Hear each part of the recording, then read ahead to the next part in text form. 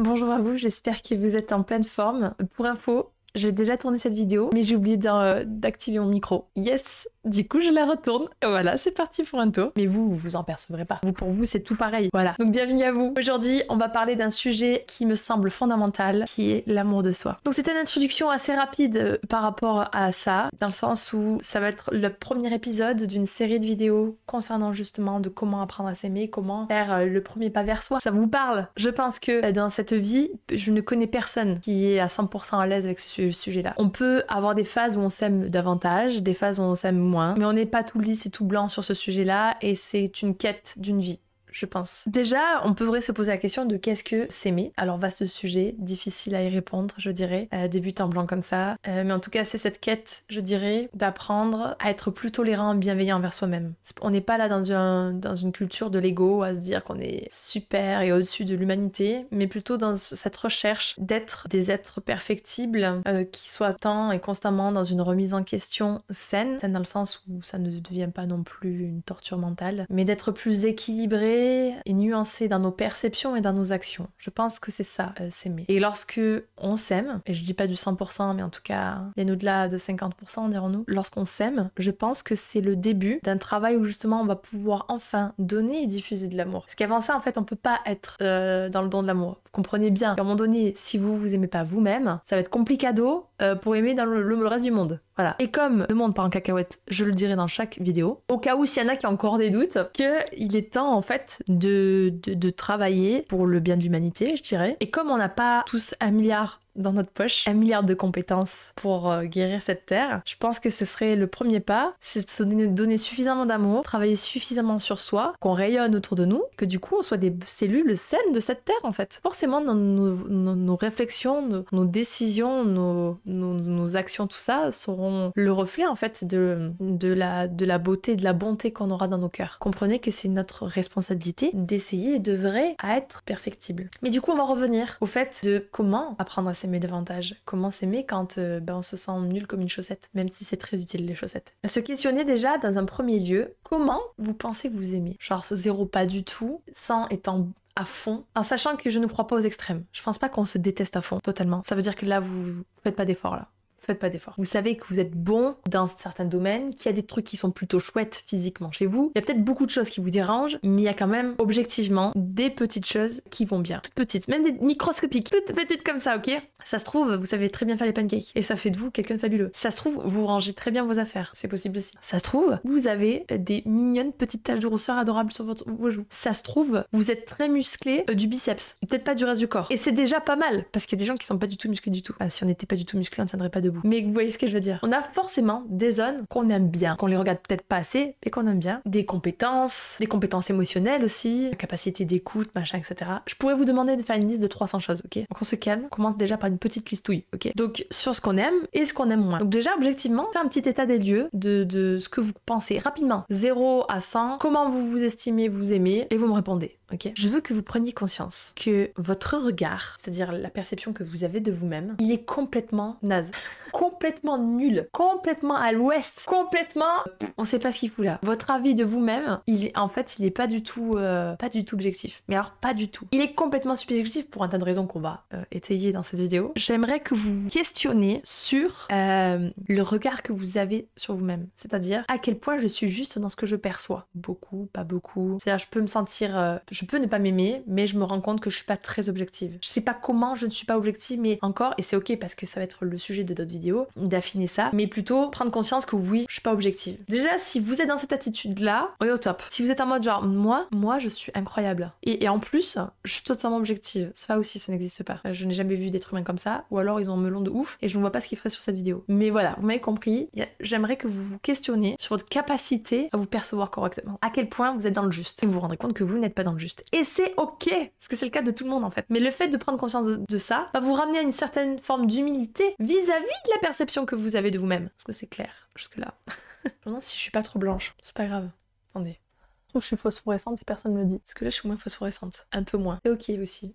Moi, je change tous mes réglages en cours de vidéo et je le vis très bien, ok? Il y a des gens, ils font des montages de fou. Moi, je veux le montage le plus épuré possible. Parce que on s'en fout de montage, en fait. C'est l'essentiel, c'est ce que je dis, pas ce que je vous montre. M'écoutez en plus en faisant votre ménage et tout. Vous n'êtes même pas obligé de voir ma tête. Gardez ça en tête. Pour l'existence complète de cette chaîne, ok? Donc il faut bien comprendre que la subjectivité de vos pensées découle d'un tas de choses. Ça peut être de vos émotions, de vos expériences passées, de vos valeurs, c'est-à-dire ce que vous jugez comme bien ou pas bien. Voilà, d'un tas de choses qui fait que déjà, de base, concernant votre filtre, on se rend compte que déjà, c'est éclaté. Vous n'avez pas un avis juste de votre personne. Ce que vous pouvez faire en petit exercice, en même temps que je vous raconte tout ça, vous notez par exemple, j'ai tel complexe, physique, psychique, mental, émotionnel, compétence, tout ce que vous voulez. Voilà, par exemple, je parle pas anglais, ou j'ai un gros nez, j'ai des pieds qui sont pas beaux. Les pieds, va falloir régler ce problème, les gars. Tous les gens dans mes lives, je sais pas, ça doit aller. Je vais faire une statistique à la louche, à la pelle même, je vais dire, ok? Je dirais que 80% des gens qui viennent sur mes lives sont complexés par les pieds, ou par le ventre, ou par le nez. Qu'on fasse quelque chose. Le syndicat des pieds libres, à un moment donné, on arrête. Ils sont là pour nous porter, d'accord? Donc arrêtez. Ils sont rigolos, ils ont des têtes cheloues. Je vous l'accorde. Il y en a qui sont très sexy, très fins. En même temps, sur la terre, il y a des têtes qui sont sexy, belles, d'autres qui sont rigolos, voilà. En même temps, ils sont là pour nous porter, ils sont pas là pour faire décoration, ok? Donc déjà, des pieds fonctionnels, c'est déjà pas mal. Donc on arrête de... Bref, on arrête avec les pieds. Donc vous marquez votre complexe. Ensuite, en face, vous marquez que vous percevez de ce truc, genre je les trouve trop gros, trop machin, trop truc. Vous passez présent, vous marquez votre truc devant. Et j'aimerais que vous passiez ce travail de d'où ça vient. D'où ça vient vos pieds là? Pourquoi vous complexez à des pieds? Je veux dire, un enfant, il s'en fout de ses pieds. Pourquoi d'un coup, vos pieds, c'est une affaire d'état? Vous le notez devant. Et ensuite, j'aimerais que vous preniez ce petit instant. Après, on va comprendre donc d'où l'origine de ce truc et tout, etc. Toutes les choses que vous empêchez de faire parce que vous êtes complexe. Par exemple, j'ai des pieds moches et du coup, je mets pas de tongs. Alors qu'on sait très bien que les flip-flops de l'été, c'est le feu, ok? Arrêtez d'être en basket à la plage. C'est absurde. En fait, on fait que vous regarder vos pieds parce que vous n'avez pas les bonnes chaussures au bon endroit. Alors que vous mettrez des claquettes, tout le monde s'en foutrait de vos pieds chelous. Je sais pas si vous vous rendez compte. Vous marquez toutes les choses que vous empêchez de faire. Mettre du vernis à ongles, pour ceux qui mettent du vernis à ongles. Je sais pas moi, d'aller à la plage pieds nus. Vous prenez conscience que vous vous limitez de plein de choses dans votre vie à cause de ça. Pas la société, c'est vous qui vous empêchez. On va voir pourquoi. On clôture l'exercice et vous faites ça de votre côté. Ensuite, on revient sur le coup des perceptions. Comprenez bien que vos perceptions, elles sont issues aussi du coup de votre vécu, du cadre socio-culturel dans lequel vous avez grandi, de l'époque, de la génération, des périodes de vie, de la société, de tout plein de choses qui font que du coup, ça va modifier vos perceptions. Il y a une période de la société où avoir des gros nénés, c'était la mode. Après, c'était des petits nénés. Chez les mecs, pendant un temps, c'était d'avoir des gros muscles. On est dans une phase où les mecs qui ont peu de muscles et qui sont plutôt fins et allongés, c'est le feu. Voilà, c'est ok. Il y a des périodes comme ça et qui sont propres, voilà, qui vont influencer du coup notre perception de ce que l'on voit, ce qu'on ressent de nous. Donc cette perception qui est modifiée, on est d'accord que c'est pas la réalité. C'est une réalité figée à un instant T, mais ce n'est pas la réalité. On va dire que ça amplifie la déformation de ce que vous percevez. Un autre point aussi que je voudrais aborder avec vous, c'est comprendre que l'être humain n'a pas du tout les outils pour se percevoir de la façon la plus juste. C'est-à-dire, si je vous dis tout de suite, fermez vos yeux et imaginez vous dans votre globalité, c'est-à-dire l'entièreté de vos compétences, physiquement, tout. D'un coup, vous voyez tout votre corps, toutes vos capacités émotionnelles, toute la personne, votre personnalité, vos valeurs. Essayez de l'imaginer dans l'entièreté. Une fois que vous avez ça en tête, imaginez sa globalité et prenez conscience qu'en fait, vous êtes incapable de le faire. C'est-à-dire que vous allez voir les yeux, les joues, puis une fois que vous avez quitté les joues, vous allez penser, je sais pas, aux jambes, et vous aurez déjà oublié les joues. En fait, vous n'êtes pas capable de voir votre corps dans l'entièreté et les capacités tout simultanément. Vous allez voir, vous allez comme si vous allez ouvrir une fenêtre, on ferme la fenêtre, j'ouvre l'autre fenêtre, etc. Mais du coup, que comprenez que pour avoir un avis constructif sur sa personne, ça devient muy complicado quand on n'est pas capable de se voir dans son entièreté et dans sa globalité. On voit fenêtre par fenêtre. Avec le filtre qu'on a dit précédemment, avec les attentes et le filtre de la société, qui fait que du coup, ça va altérer encore plus les informations qu'on aura concernant ce qu'on entreperçoit. Donc comprenez que c'est difficile d'avoir un avis fixe, objectif sur la personne qu'on est, quand physiologiquement, on n'est déjà pas capable de ça. Donc la vérité, c'est qu'on ne se voit pas tel que l'on est vraiment. Et ça, il faut en avoir conscience. Et c'est ok, encore une fois. C'est juste qu'il faut en prendre conscience, du coup, que on n'est pas objectif. Et de ce fait, il y a du travail à faire sur notre amour propre. Parce que si ça va pas quand on parle de complexe, si on se sent que ça va pas dans notre cœur, c'est qu'il y a sûrement des choses à travailler. Un exercice que j'aime bien faire, c'est le travail de la caricature. Donc sur une feuille, vous dessinez et vous caricaturez. C'est-à-dire vous exagérez les traits qui vous semblent pas bien sur vous. Par exemple, vous trouvez que vous avez un gros nez, journée, vous faites un énorme nez, enfin, etc. Une vraie caricature. On n'est pas là pour juger vos talents de dessin, ok? On est là pour être efficace. Vous faites cet exercice-là. Une fois que vous l'avez fait, pour les personnes qui ont des personnes de confiance à qui se confronter sur cet exercice-là, vous prenez celle dont vous savez qu'elle va pas vous juger d'être dans cette démarche-là, en tout cas, et au contraire, qui sera là pour vous accueillir en bienveillance. Vous vous mettez face à elle, lui dites, vous lui donnez les dessins, en lui expliquant que vous allez parler, travailler sur vos complexes, en disant, ben voilà, ça c'est moi. Et vous appréciez et vous vivez pleinement les réactions de la personne en face. Bon, déjà, elle va se marrer. Soit elle va être choquée, en mode, mais quoi, tu te vois comme ça, mais c'est horrible, c'est pas du tout le cas. Ou en mode, mais mort de rire, c'est vrai, t'as un gros nez, je suis morte de rire. Enfin bref, vivez pleinement ça. C'est intéressant à ressentir ce qui se passe en vous en bienveillance, en ayant ce regard vraiment détaché, etc. On est d'accord que tous ces exercices-là, ce que je vous recommande, c'est dans le cadre de petits complexes. Voilà. Je parle pas des personnes qui ont par exemple des TCA, pense par exemple à l'anorexie, par exemple notamment où il y a une véritable déformation de son corps et que du coup le rapport au corps, c'est pas dans ce cadre-là qu'il faut être travaillé, mais je parle pour la plupart des gens. D'accord? Un exercice qui fonctionne pour la plupart des gens ou ceux qui sont prêts à essayer de relever le défi pour voir ce que ça crée en eux. Mais bon, je vous conseille plutôt d'être encadré par un professionnel si vous êtes touché par des TCA ou vraiment des complexes qui sont énormes. Je parle pas juste de la forme de votre nez, mais peut-être, je sais pas moi, un grave accident qui vous a déformé, altéré votre corps. Vous m'avez compris. Pour les personnes qui sont seules, je vous recommande de faire cet exercice, donc du coup, avec votre petite caricature. Vous allez devant un miroir, vous mettez un sous-vêtement et vous vous regardez droit dans les yeux et vous dites, eh ben ça c'est moi. Cet exercice-là, quand on est seul, il est ultra dur parce que vous voyez la tristesse dans votre regard. Vous allez voir à quel point c'est difficile de se montrer l'un à l'autre. Vous allez voir votre corps aussi derrière ce petit dessin. C'est du sparadrap arrache à vif, hein, je vous le dis direct, mais ça va vous faire prendre conscience à quel point on peut être dur envers le regard qu'on a de soi-même, envers ce qu'on apprécie de nous, ce qu'on perçoit de nous. Ça nous donne des bons indicateurs pour savoir ce qu'il y a à travailler et le niveau de douceur qu'il va falloir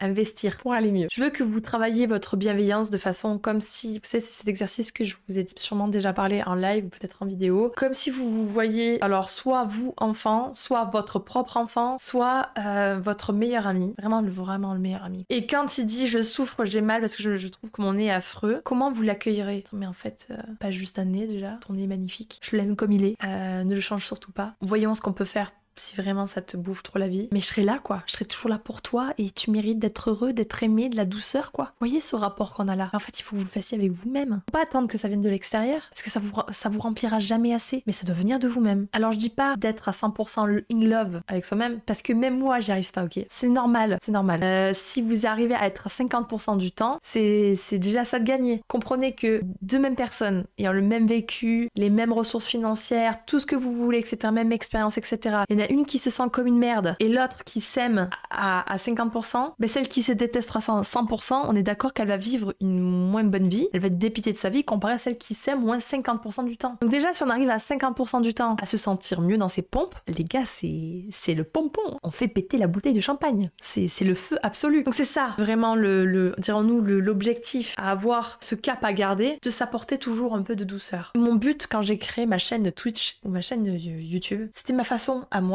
d'apporter un tout petit peu de bien dans ce monde, ok? Un tout petit peu. Parce que je me dis que si tous on se donnait l'amour, et je crois que c'est la chose que je voudrais que tous qui me rencontrent sur cet écran, derrière cet écran, retiennent, c'est se donner un peu plus d'amour. L'importance de se donner un tout petit peu plus d'amour. Parce que je me dis que si on se donne un peu plus d'amour, déjà on comprend ce que c'est que recevoir de l'amour, ce que c'est l'amour. Du coup, on peut être prêt à donner de l'amour ensuite. On peut pas sans ça. Si vous êtes un puissant fond, vous allez rentrer dans une relation avec l'autre de dépendance. Vous attendez ce que ça remplisse votre puissant fond et vous allez essayer de donner quelque chose, mais en attendant en retour parce que vous êtes désespéré comme pas possible. Donc pour moi, ça c'est pas une relation saine. Par contre, si vous vous donnez un petit peu d'amour, ça vous allez vous sentir plus solide, plus ancré, plus en paix, plus serein, etc. Ben vous serez plus prompt à donner de l'amour de façon saine à quelqu'un. Et donc du coup, vous attirez des relations qui seront plus saines, créez des opportunités qui vous sont vraiment propres à vous, vous créez un écosystème autour de vous qui vous ressemble et qui est de nature plus apaisée, plus tendre, plus bienveillant, plus tout ce que vous voulez. Et vous rajoutez les attributs que vous voulez derrière. Comprenez que c'est en se donnant de l'amour qu'en fait on peut mieux la redistribuer et qu'en fait on va aller vers un monde de plus perfectible en fait. Le monde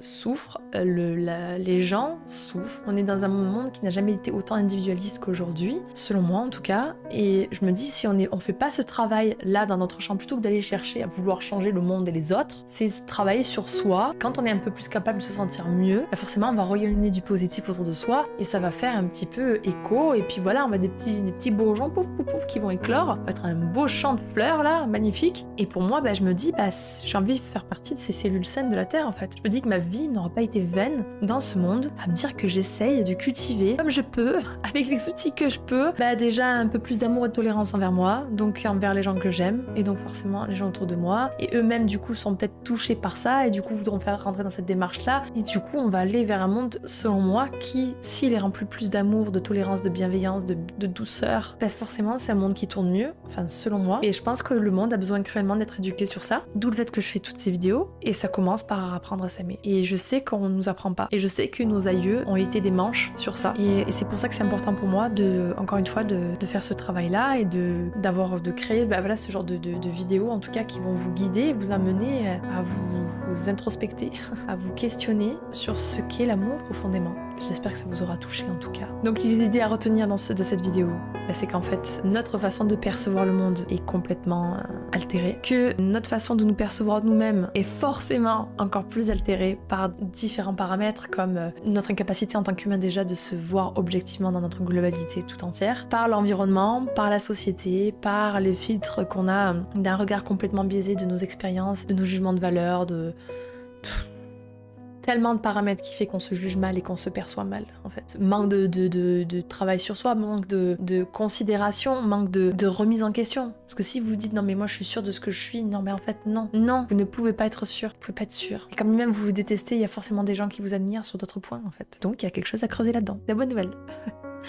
Faut que vous soyez votre propre capitaine de votre bateau là. Vous n'allez pas laisser pourrir votre bateau en plein milieu de l'océan. Non, vous allez naviguer sur cet océan, vous allez traverser les tempêtes et les vagues et les mers et les océans qui vont se présenter à vous en tant que bon capitaine de votre propre bateau. Voilà. Mais comprenez que c'est vous et vous-même qui êtes dans ce bazar en fait. Et il y a personne, il faut pas attendre que ce soit qui que ce soit qui va vous sortir de là. C'est à vous de mobiliser les ressources, les outils, votre amour personnel pour vous dire ok, ça va pas et c'est ok, mais on va commencer par quelque chose et on essaie de démêler le bazar. Voilà, c'est votre objectif. Et ça va être l'objectif de cette vidéo et des prochaines vidéos. J'espère que ça vous aura plu en tout cas. Je vous invite à me retrouver sur mes vidéos ou sur Twitch. On est plein de petits foufous, on s'amuse bien. Là en plus on est ambiance Noël. Et puis voilà, on va essayer de voguer comme ça jusqu'à la fin de l'année avec des vidéos axées sur le bien-être, en espérant que ça vous plaise, et la confiance en soi, et l'amour de soi, pour qu'on soit des petits cœurs qui répandent des cœurs dans le monde.